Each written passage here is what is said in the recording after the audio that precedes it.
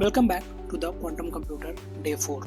Till now, we have learned what is quantum computing, what are qubits and superposition, and one of the most common phenomenon of quantum computer, which is entanglement. So these three we already discussed. If you are missing these concepts, please go to the previous series and lecture and watch there. You will get your concept clear. Then you can continue from here.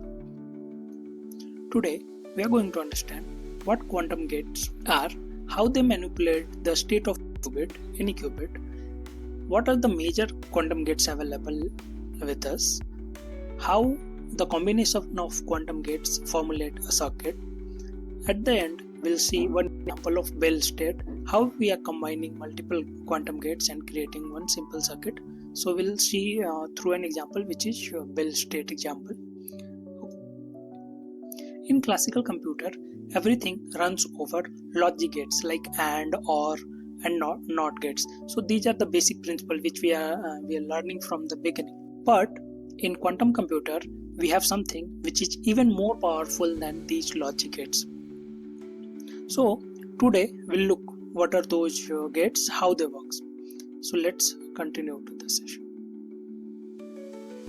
Our first point, what are quantum gates and why even I'm talking about it. So a quantum gate we can assume as a simple circuit which changes state of a qubit.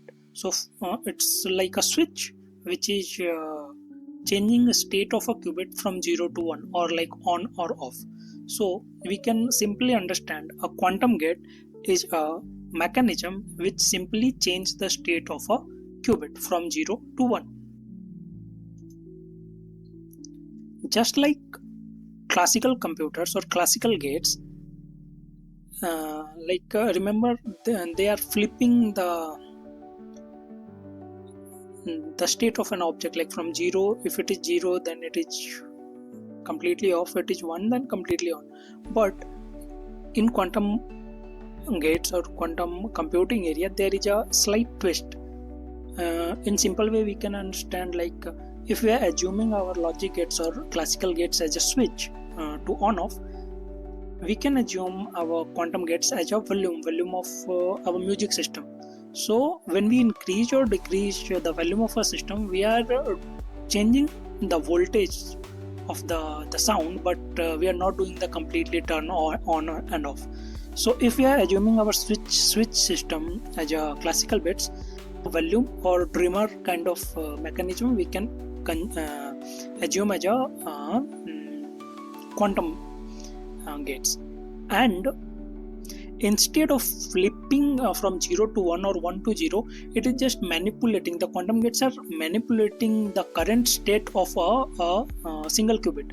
So at the same time it has 0, or in like a fraction of seconds it has 1. So the 0 and 1 both holding the value both holds by a single qubit itself. Again, instead of just flipping between 0 to 1, quantum gates can rotate a qubit on a sphere of possibilities. So we assume there is a sphere where 0 and 1 is getting its north pole and south pole. So a value of a qubit may be occurred any places inside that block sphere. So there are like infinite possibilities to placing that bit value. It means a single qubit can hold the value of both 0 or 1 in its superposition state until we measure it. So think of it like it is as not just like turning a light switch on and off, but it is something like we can dimming or we can like increasing the voltage of a light or the music system, the music volume system. So this is something like that. So if we talk about the qubit or the quantum gates, so it's the music system, the volume of the music system is the better example, and we can assume like we can increase or decrease the volume, and the quantum gates also work similar manner. So we are not completely doing flip-flop like on and off. We are just increasing slightly or decreasing slightly, or there are like 360 infinite value where we can place that actual value of that qubit.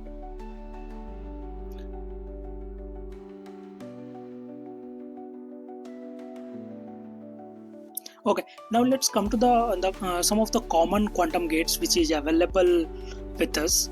So like our classical, we have and, or, not. Three are the basic, but in our quantum era, we have like Pauli-Gate, Hadamard, CNOT Toffoli Gates. So there are like few gates which is available in available as a quantum gates. Yes.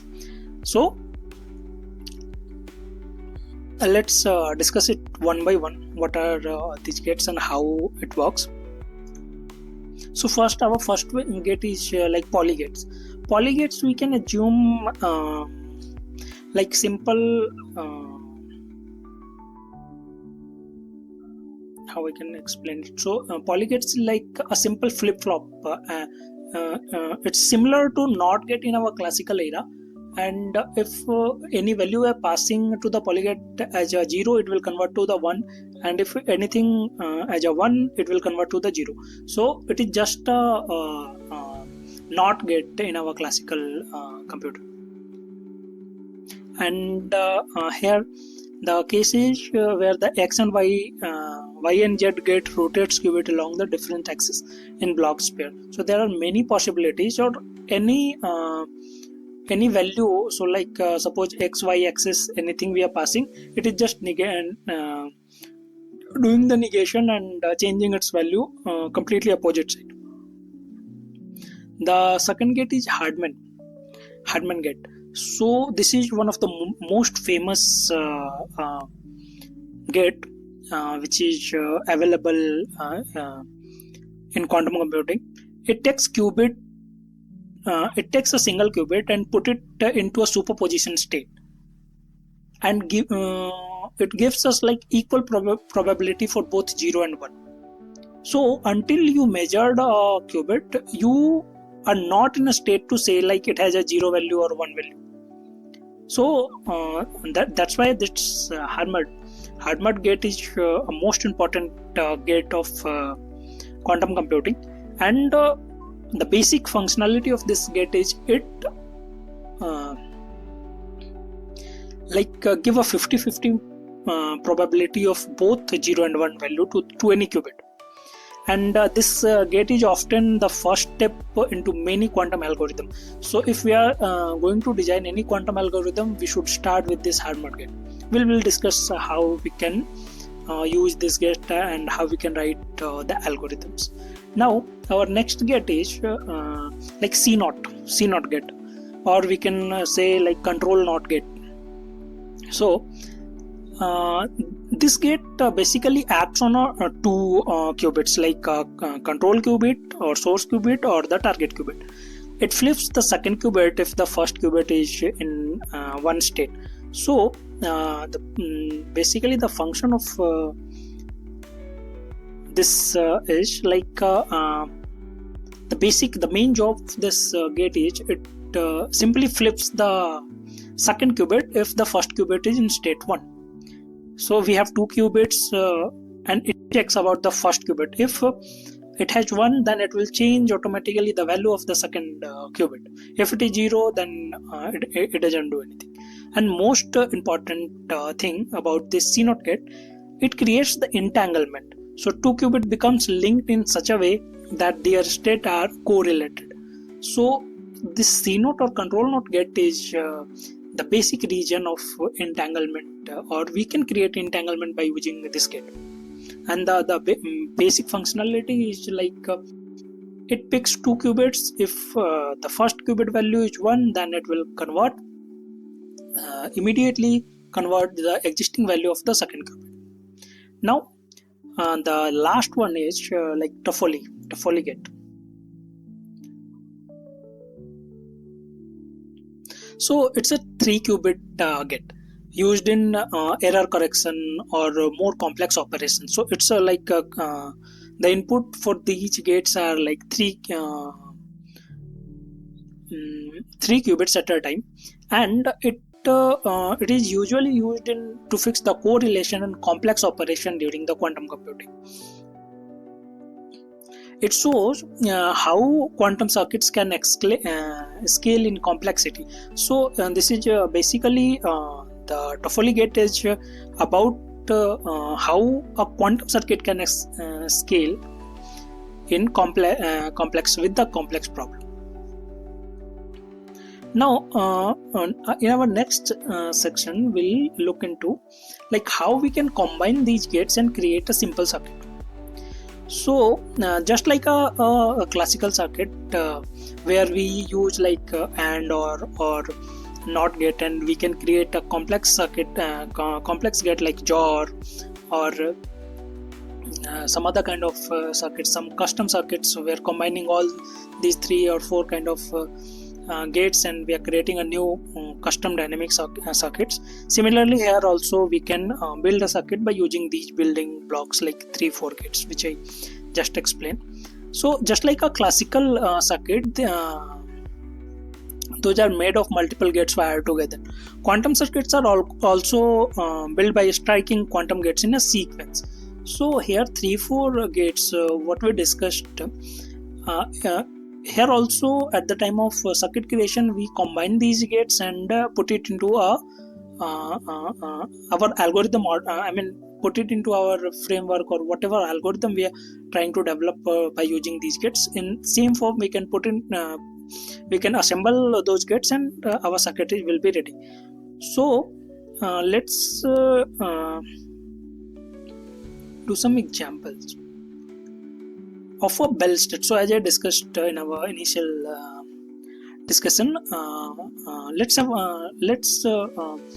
do a hands-on example how we can create a simple circuit called Bell state. So here what you can do is you can apply a Hadamard gate on a 1 qubit, and then you can apply a CNOT gate on another qubit. So what will happen on whatever gate you so suppose qubit first I applied the Hadamard gate, what it does, like it will put that first qubit in a superposition state. So that qubit have now 50 probability to hold both 0 and 1. But until we measure it, we don't know actually what value that qubit holds. Now our second qubit we can attach with a CNOT gate. So as per this functionality, like control NOT gate, what it does, like it will check our first qubit. If it has 1, then immediately it will change the value of the second qubit. So if we are connecting our both of the gates in a similar in this way, then now we have just created a entangled pair. This is a simple example we can understand, or we can go through, or we can think about it, how it why it is happening. So suppose whatever value I am passing with qubit 2, it will immediately checks. If it is 1, then the second is become 0. Now the second becomes 0, then Hadamard is also doing the 50-50 probability. So the output also becomes 0 because we are entering 0 to Hadamard. Now in opposite way, if we are putting 0 to this qubit 2, the input become 1, and Hadamard also pass through the 1 because it has both 0 or 1. So and this state is the foundation of many quantum protocols like teleportation and secure communication. So this, we can say, this is a basic quantum circuit we just built with this example.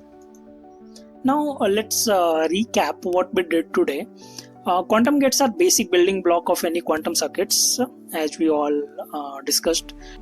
Okay, so to recap this session, quantum gates are basic building block of quantum circuits, and gates like XYZ Hadamard or CNOT manipulates a qubit in a way which is impossible for classical computers. Now by chaining these gates, we can create a quantum circuit, and we can perform a complex operation via those circuits like many secure communication, teleportation. other kind of activity, any other kind of algorithm we can execute by using these circuits. Okay, so for today's session, that's all. But in our next session, we'll see how we can measure the state of a qubit. So, how till now we discussed what is superposition, like qubit can hold both 0 and 1 until we measured it. Now in our next section we'll see, or we'll look into it, how we can measure so I mean basically getting the output from our algorithms.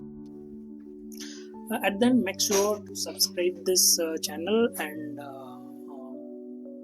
press the bell icon for regular updates, and let's see you in the next session. Thanks. I hope you enjoyed this video.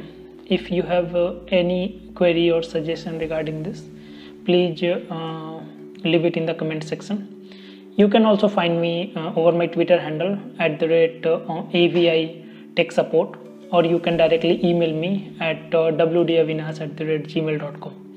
Also, please don't forget to like and subscribe this channel and press the bell icon to get regular updates. Thank you so much again to being with me, and see you in the next video.